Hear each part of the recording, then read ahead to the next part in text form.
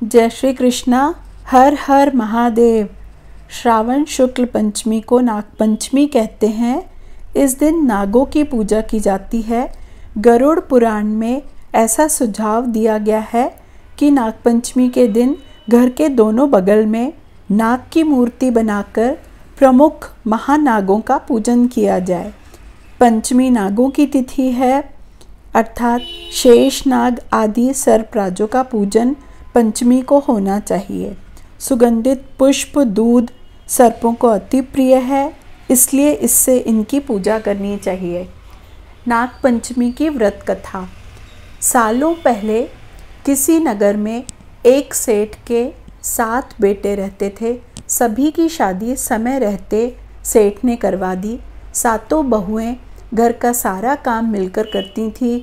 उन सभी में से सेठ की सबसे छोटी बहू खूब संस्कारी थी।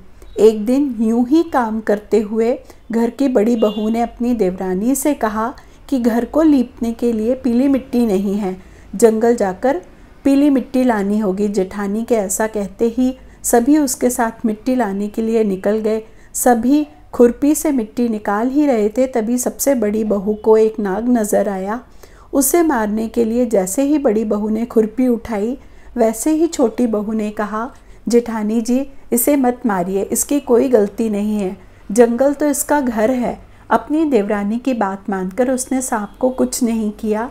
तभी उस छोटी बहू ने नाग से कहा, आप एक जगह पर अलग से बैठ जाइए, तब तक हम मिट्टी खोदते हैं, फिर आपके पास आएंगे। इतना कहकर सभी मिट्टी निकालकर घर चले गए। सभी के दिमाग से नाग वाली बात निकल गई।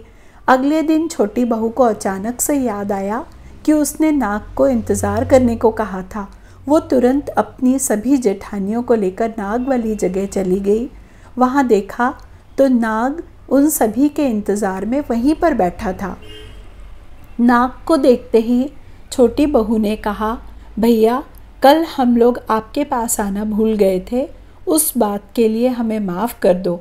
जवाब में नाग बोला, तुमने मुझे भाई कहा है, इसलिए तुम्हें दंड नहीं दे रहा हूँ, नहीं तो अब तक मैं तुम्हें डस चुका होता। आज के बाद तुम हमेशा के लिए मेरी बहन रहोगी। अब तुम अपने भाई से कोई वरदान मांग लो, मैं तुमसे बहुत खुश हूँ। इतना सब सुनने के बाद छोटी बहू ने नाग को बोला, मेरा कोई सगा भाई नहीं है, इसलिए मैंने आपको भाई कहा था।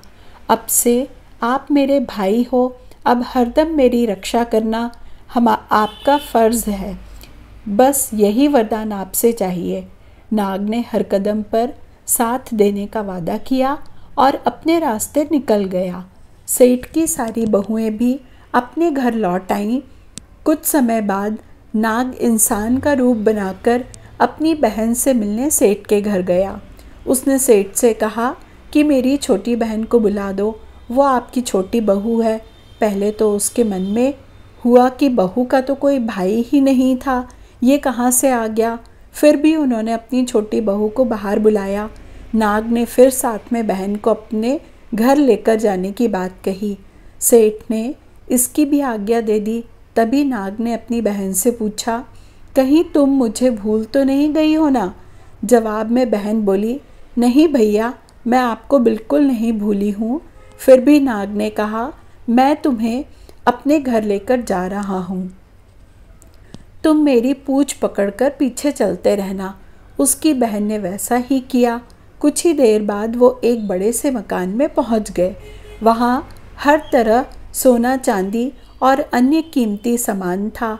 वहाँ नाग की बहन कुछ दिनों आराम से रहने लगी और नाग की माँ भी उसे खूब प्यार करती थी।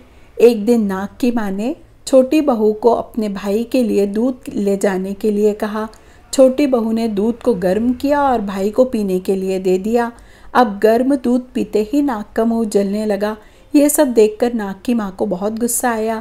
नाग ने किसी तरह अपनी माँ को शांत किया कि उसकी बहन की कोई गलती नहीं है, उसको पता ही नहीं था कि मैं गर्म दूध नहीं पी सकता। नाग के घर कुछ समय बिताने के बाद सेठ की बहू अपने घर जाने लगी। नाग ने अपनी बहन को खूब सारी दौलत देकर और आभूषण देकर के विदा किया। बहू के साथ घर में इतना सारा धन आते देख सेठ और उसकी जेठानियाँ हैरान रह गईं। एक दिन नाग की बहन को घर की बड़ी बहू ने कहा, तुम अपने भाई से और सोना चांदी लेकर आओ, उसके पास तो खूब पैसा है, वो तुम्हें मना नहीं करेगा। छोटी बहू ने यह बात अपने भाई नाग को बताई। इसके बारे में पता चलते ही नाग ने अपनी बहन का घर तरह तरह के आभूषणों से भर दिया। सभी जेवरातों में से एक हीरे का हार बेशकीमती था। उसे देखते ही हर किसी का मन उस पर आ जाता था और हीरे की खबर उस राज्य की रानी तक पहुंची। उसने छोटी बहू से हार लेकर खुद अपने पास रख लिया। दुखी होकर सेठ की छोटी बहू ने यह बात अपने भाई को बताई। गुस्से में उसके नाग भाई ने रानी के गले में पड़े हीरे के हार को नाग बना दिया। इससे डरकर एकदम रानी ने उस हार को अपने गले से उतारा और सेठ की बहू को महल बुलवाया। उसके महल पहुंचते ही रानी ने छोटी बहू को बताया कि कैसे हार उसके गले में नाग बन गया था और इससे उसकी वजह पूछने लगी। तब सेठ की बहू ने बताया कि नाग भाई ने यह हार सिर्फ मुझे पहनने के लिए दिया था। इसे कोई दूसरा इंसान गले में डालेगा तो यह तुरंत ही सांप बन जाएगा। इस बात को सही साबित करने के लिए रानी ने सेठ की बहू को हार खुद पहनने के लिए कहा।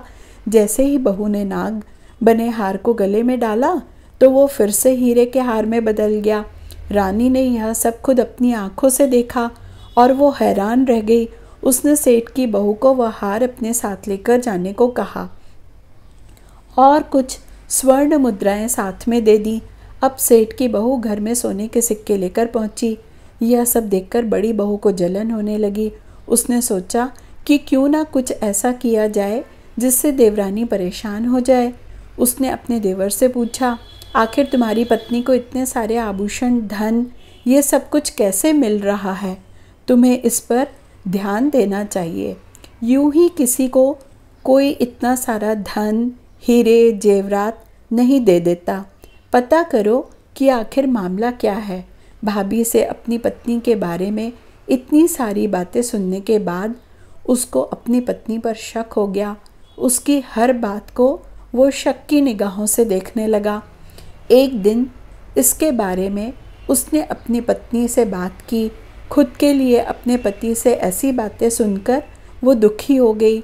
उसने सीधे अपने नाग भाई से बात की और अपने पति के द्वारा की हुई सारी बात नाग भाई को बता दी तो नाग को बहुत गुस्सा आया।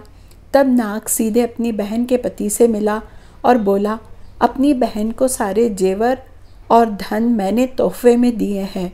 तुम्हें उस पर शक करने की कोई ज़रूरत नहीं है। वो बहुत ही अच्छी है। अगर आगे से उस पर कोई गलत बात कही तो मैं तुम्हें ज़िंदा खा जाऊंगा। नाग से ये सारी बातें सुन सेठ के बेटे ने माफ़ी मांगी और कहा, आज के बाद से मैं कुछ नहीं कहूँगा। आप मेरे ऊपर गुस्सा मत कीजिए। मैं आपकी बहन को किसी तरह का दुख नहीं होने दूंगा। इतना कहकर वो सीधे घर गया और अपनी पत्नी से माफ़ी मांगने के बाद उसके बाद दोनों खुशी खुशी आपस में मिलजुल कर रहने लगे। इसी तरह सेठ की छोटी बहू हर तरह की मुसीबत में अपने भाई को याद करती और वो उसकी परेशानी को दूर कर देता। इसी तरह नाग पंचमी का त्यौहार शुरू हुआ और सभी महिलाएं नाग को अपना भाई मानकर पूजते हुए उन्हें दूध पिलाने लगी। जय श्री कृष्णा।